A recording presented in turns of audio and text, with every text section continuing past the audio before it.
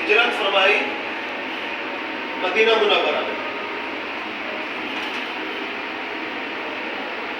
یہ 3 قبیلے ہیں: بنو قینقاع، بنو نذیر، بنو قریظہ. ٹھیک ہے، یہ 3 قبیلے ہیں. 1 2 3. درمیان میں جو گھر ہے نا،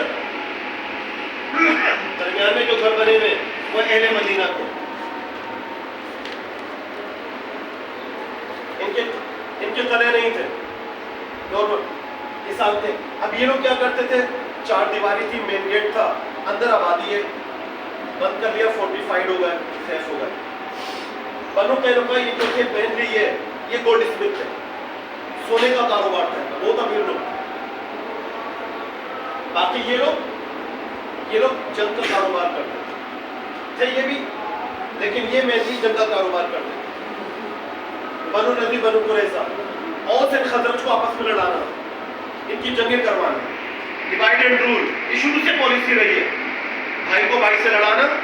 پھر ان کو کبھی ضرورت پیش آ گئی پیسے دے دیے، تلواریں چاہیے دے دیں، کیا چاہیے، بم چاہیے، فلاں چاہیے. آج کو جو کچھ کر رہے ہیں ان کو کبھی یہ بابا پیسے نہیں، ہم تو لڑے نہیں، تم لڑو، بدلو، تمہارے بیٹوں کو قتل کیا ان کو. الغرض کی صدیاں بیت گئی، آپس میں نہ رشتہ بن پا رہا. یہ خود تھک گئے تھے کہ یار بس اب چینج آنا چاہیے. اب کیا آنا چاہیے؟ تبدیلی آنا چاہیے. یہ محسوس کر جاتے ہیں کم وقت، اور تبدیلی چاہ رہے ہیں. پاکستانی تو تبدیلی چاہ رہے ہیں. یہ پرانی پالیسی ہے، آپ دیکھ لیں، میچ کر کے دیکھ لیں.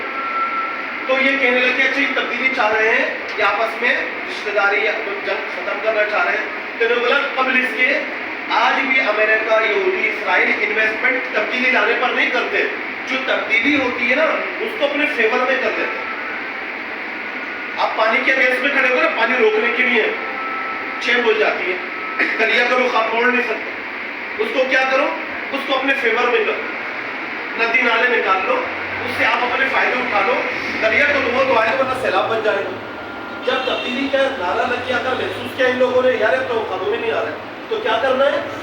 انہوں نے کیا کیا، ان کے درمیان میں سے ایک بہت بڑا گنڈا، ٹھیک ہے نا، اس کے ساتھ 300 کے قریب بدماش اس کے سپورٹر بھی تھے جو اس کے ساتھ ہوتے تھے. اس کا نام تھا عبداللہ بن ابی. اس کو کہتے ہیں منافقوں کا سردار، عبداللہ بن ابی. عام کسان، عام لوگ تو بیکار ہے، چونکہ یہ ان کے اندر سازشیں ہیں. ان کے کام کا بندہ یہ تھا جس کے ساتھ اور لوگ بھی جڑے تھے. واہ واہ واہ سردار، کیا بات ہے، کیا بات ہے. 300 لوگ تو میں نے اس کو کام میں لاؤ. تو انہوں نے کیا کیا، عبداللہ بن ابی کو چوز کیا کہ بھائی you are going to be the crown of Medina. ہم آپ کو وہ تاج دے رہے ہیں، مدینے کا بادشاہ بنا رہے ہیں. اور اس خزرج کو بھی بتا دیں بھائی تمہارا ہی بندہ ہے، ہم تھوڑے امریکہ والے، ہم تھوڑی آ رہے ہیں. تمہارا بندہ نواز شریف کو بنا رہے ہیں، سرکاری کو بنا رہے ہیں، عمران خان کو بنا رہے ہیں، تمہارے اپنے لوگ ہیں. ووٹ کو الیکشن کرو، پیچھے اس کو سپورٹ کریں گے کوئی، اس کے بندے اس کے اگینسٹ میں جو کھڑا ہوا اس کو مار دیں گے. جان بنانا اس کو نے ڈیسائیڈ کر لیا یہودیوں نے. سمجھ رہے ہیں پالیسی پوری کی پوری. ہر اسلامی ملک میں یہی ہے. یہ مدینہ منورہ کا بتا رہا ہوں نقشہ، آج سے 1500 سال پہلے، اور ابھی بھی وہی چل رہا ہے. تو انہوں نے کیا کیا، عبداللہ بن ابی کو کر کے ہم بادشاہ بنا رہے ہیں. اب یہ چل رہا تھا. ہوا یہ نبی کریم صلی اللہ علیہ وسلم کی عمر مبارک ہو گئی 51 ایئرس. یہ نبوت کا 11واں سال تھا. نبوت کا 11واں سال. عمر پاک ہو گئی 51 سال. حج کا موقع آیا. نبی کریم صلی اللہ علیہ وسلم ہر حج کے موقع پر جو عرب کے لوگ آتے تھے نا حج کرنے، ان کے خیموں میں جاتے، ان کو اللہ کا پیغام دیتے، اسلام کی دعوت دیتے. تو مین وائل نبی کریم صلی اللہ علیہ وسلم سے یہ بھی فرماتے تم اہل اسلام کی مدد کے لیے پیش کرو اپنے آپ کو، تاکہ تم اللہ کے دین کے سپورٹر بن جاؤ. آپ سب ان کو کنوینس کرنے کی کوشش فرماتے. پیچھے چچا آ جاتا ابو لہب، اور لوگوں کو کرو یہ محمد صلی اللہ علیہ وسلم کی بات نہ مانو. لوگ کنفیوز کر دیتے، یہ اپنے قوم کو گمراہ کر رہے ہیں. لوگ بولتے نہیں سنیں. اب تم طائف چلے گئے، طائف والوں نے پتھر مارے، نبی کریم صلی اللہ علیہ وسلم کو شدید زخمی فرمایا. نبی کریم صلی اللہ علیہ وسلم 51 ہجری آیا، 11واں سال تھا. آپ اس میں ایک خیمے میں گئے. اس خیمے میں مدینہ منورہ کے 6 لوگ موجود مدینہ منورہ میں کتنے لوگ تھے؟ 6 لوگ، انصار مدینہ۔ نبی کریم صلی اللہ علیہ وسلم کو دعوت اسلام دی۔ اوس اور خزرج، ان کو یہ 3 قبیلے یہودیوں کے ڈراتے تھے، بتاتے تھے او ادھر آخر نبی آنے والا ہے ہمارا، آخر نبی آنے والا ہے اور وہ یہاں آئیں گے، ہم ان کی انتظار کر رہے ہیں، علاقوں میں کھڑے ہو کے ستارے دیکھتے ہیں، آمد ہونے والی ہو گئی ہے، اب کہاں ہے؟ آنے والے ہیں بس۔ اوس اور خزرج کو پہلے ہی پتا تھا آخر نبی آنے والا ہے، ان کی ذہن سازی ہو رہی ہے قدرتی طور پر، وما کروں وما کراؤں واللہ خیر الماکرین۔ وہ اپنی چال چلتے ہیں، اللہ تعالیٰ اپنی منصوبوں کو فرماتا ہے، اللہ سب سے بہترین منصوبہ بندی فرمانے والا ہے۔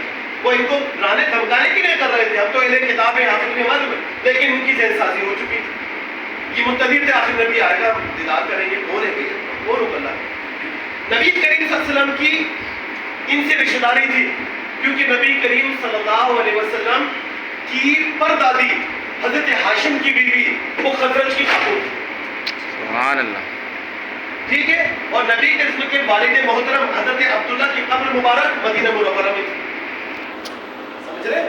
یہ تو رشتہ داری ہے، قبر مبارک آپ کی سب کے والد محترم کی یہاں ہے، والدہ محترمہ کی مدینہ سے باہر ابوا کے مقام پر ہے، اور پردادا ہاشم ان کی وائف سلمہ وہ خزرج سے تعلق رکھتی ہے۔ اب یہ آخر نبی کی دعوت دے رہے ہیں، آخر نبی آئیں گے اور ہم تو ان کے انتظار کر رہے ہیں، وہ آخر نبی اس کے بعد کوئی نبی جائے گا۔ جب آپ سب ان کو دعوت دی اسلام کی، کہنے کہ محمد آپ ہیں آخری نبی، اللہ اکبر، تو انہوں نے تو فوراً اسلام قبول کر لیا، کیونکہ ان کو سب آپ رشتہ داری بھی نکل آئی۔ اس سے بڑھ کر کیا بات ہوگی، یہودیوں میں سے نہیں ہوں گے، وہ انصار کے رشتہ دار ہوں گے، اس سے بڑی ان کی خوبی کی کیا بات ہے کہ انہوں نے فوراً اسلام قبول کر لیا، انصار۔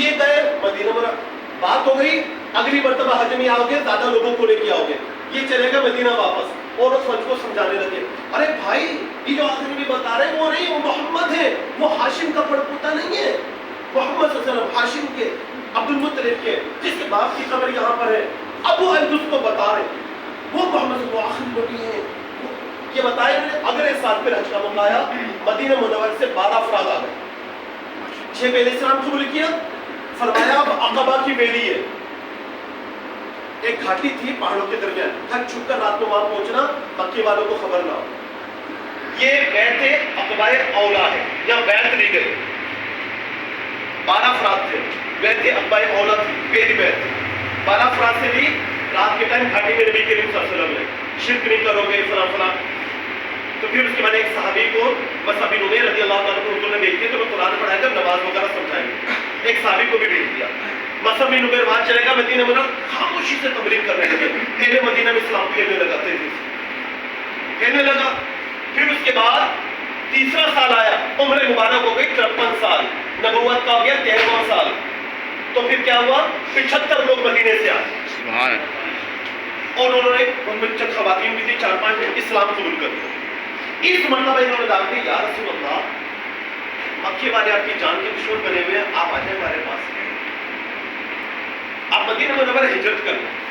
نبی کریم صلی اللہ علیہ وسلم خاموش رہے، حضرت عباس کھڑے ہو گئے، رسول اللہ کے چچا موجود تھے، کھڑے ہو کے کہنے لگے دیکھو محمد صلی اللہ علیہ وسلم اپنی قوم میں موجود ہے، ہاشم کھڑے ہوئے ہیں ساتھ، بنو ہاشم سپورٹ کے لیے، تم لے کر جا رہے ہو تو بتاؤ تم حفاظت کرو گے؟